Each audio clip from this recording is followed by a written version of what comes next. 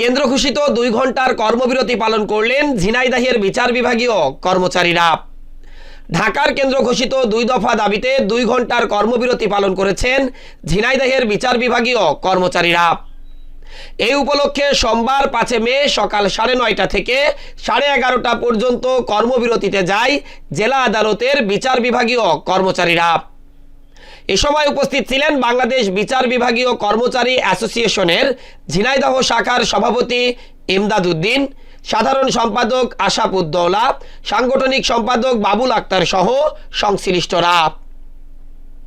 সে সময় বক্তারা 2 দফা দাবি তুলে ধরে বলেন, আমাদের 2টি ন্যায্য দাবি।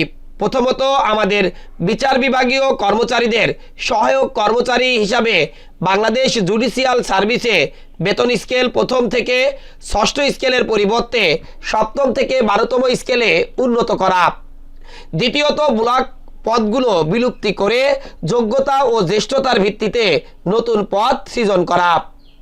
একই সাথে বক্তারা আরও বলেন, আমরা দীর্ঘদিন ধরে একই পদে চাকুরি করে আসছি, তবে এখনো কোনো পদোন্নতি হয়নি।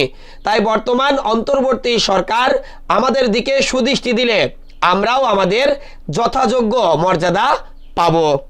আমরা আশা করেছিলাম যে বৈষম্য বিরোধী যে বাংলাদেশ আমরা অত্যন্ত পরিবর্তনের বিষয় হলেও আমাদের সামাজিকভাবে মানে এত দ্রুত হচ্ছে সেটা কল্পনা করা যায় না। আমরা চাকরি পাই আপনার এমনই ভাবে প্রত্যেকটা দপ্তরে সচিবালয় একজন পিয়ন থেকে একেবারে স্থাপিত হলে একেবারে আমাদের কর্ম শেষ করতে আমরা কাজ করে সাথে সাথে কাজ করে সারা একেবারে আনন্দ পাই আমরা পাই।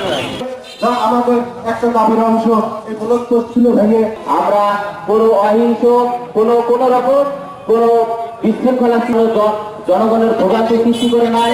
আমরা অত্যন্ত শান্তিপূর্ণভাবে আমাদের 64টি জেলায় মহানগর সিএমএম কোর্ট প্রত্যেকটা কোর্টে আমাদের আজকের এই desk report, eagle TV news.